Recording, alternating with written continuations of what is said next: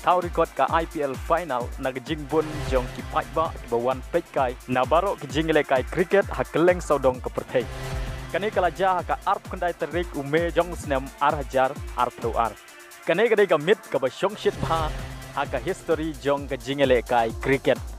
Kumba ar snem ki ba ki klem yo bansaki ya kani ka jingle kai IPL namar ka klam COVID-19 ba day hong nu snem arhajar arpeu ar bagi nong peniat jong ka IPL kila syah ya ki ba panwan pekai ya ki jingle kai jong ka IPL.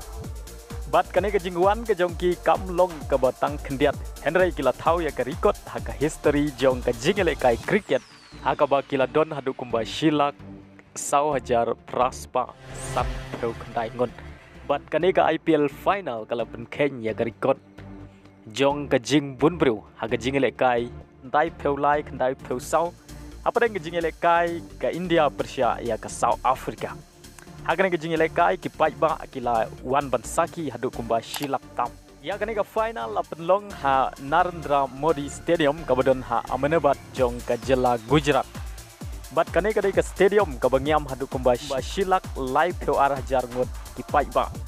Kani kadai ka stadium cricket ka baningkong ha keleng saudong ka perthei ka bangyam hadu kumba shilak live peu arah jar ngot ki ba.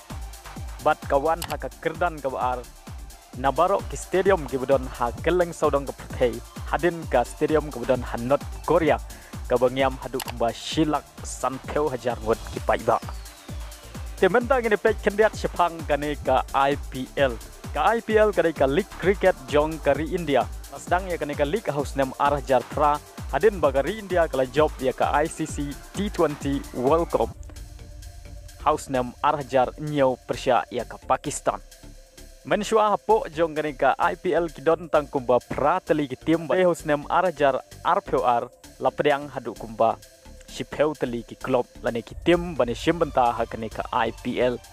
Ka IPL kadai ka cricket league ka ba he tam na baro ki league cricket ha keleng sodong ka perthei.